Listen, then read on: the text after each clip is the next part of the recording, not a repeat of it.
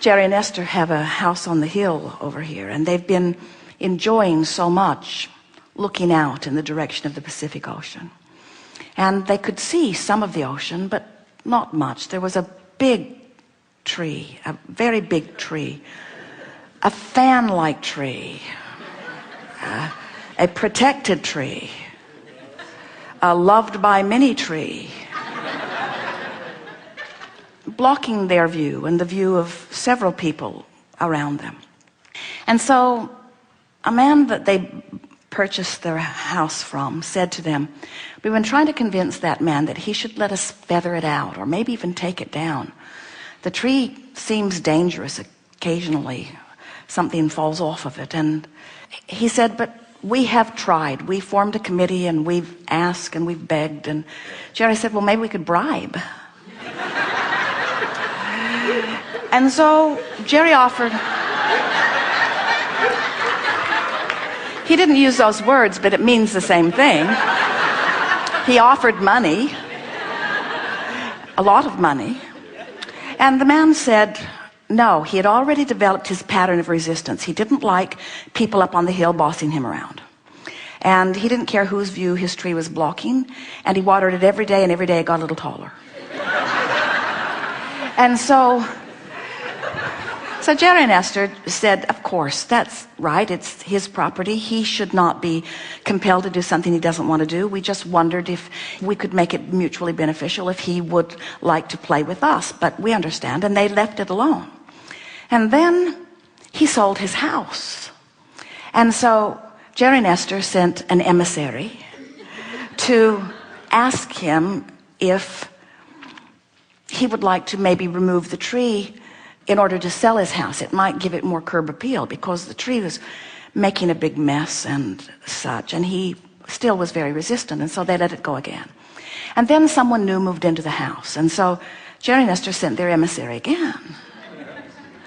Very knowledgeable landscape architect who described what the place could look like, and these people were not interested. And Jerry and Esther understood. And so they just kept standing on their deck and appreciating the view that they could see and appreciating the perspective of the owners of the tree, truly. And then one night, while Jerry and Esther were not here, a hurricane blew through. And a big piece of that tree fell on their neighbor's house. And now this man is begging Jerry and Esther to take the tree down because now it needs to come down. There are children around. The tree is posing a danger. And Jerry and Esther said, of course. Of course. We made you the offer before. We are happy to honor the offer. So the permit was filed. It was agreed upon because of the danger of the tree. A magnificently efficient tree company came and in one day took the tree down. You can't even tell it was ever there. And now there is a magnificent view of the ocean.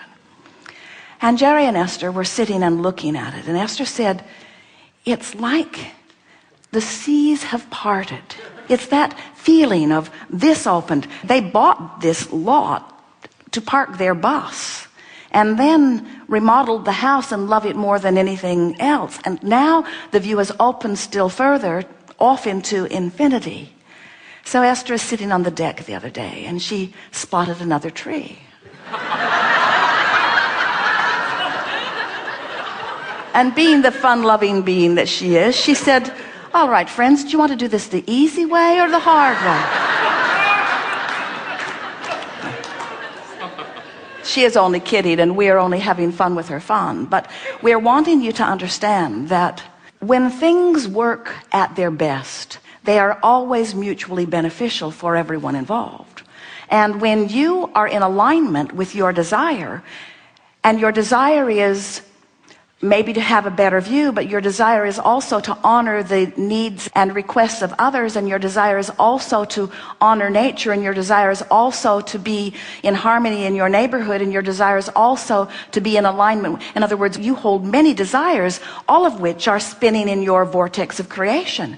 And when you don't use something that isn't going your way as your reason to hold yourself outside the vortex, when you bask and appreciate and love life around the things that aren't perfect for you in every moment, so that you let what is working be the basis of the reason that you offer your vibration, then what happens is you are frequently inside the vortex where the universe orchestrates circumstances and events for the accommodation of all who are involved.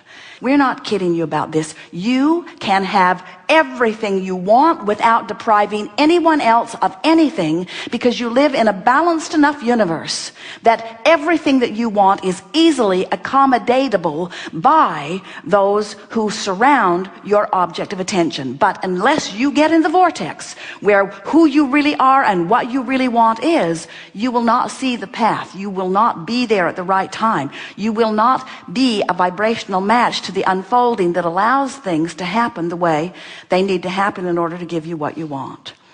When you let this vibrational reality play a bigger role in the vibration that is you, what happens is you match up not just with the source you who you have helped become, but you match up with all of the circumstances and events that have already been assembled. We want to say to you that in this vortex of creation, all cooperative components have already been assembled. All cooperative components have already been assembled. Cooperative components for the absolute fulfillment of everything that you've asked for, as far as you've been able to ask. The question that we want to help you ask and answer is, are you a compatible component to your own desires? And if you're ornery, the answer is no. If you're disappointed, the answer is no. If you're worried, the answer is no. If you are fitful, the answer is no. If you're overwhelmed, the answer is no. You got to be in the vicinity of hope and up. Hope, belief, love, knowing, joy, all that stuff. You got to be in the vicinity of that to really be in the vortex where what looks like magic to those outside the vortex is happening. It's not magic. It's natural. It's not magic. It's life. It's not magic. It's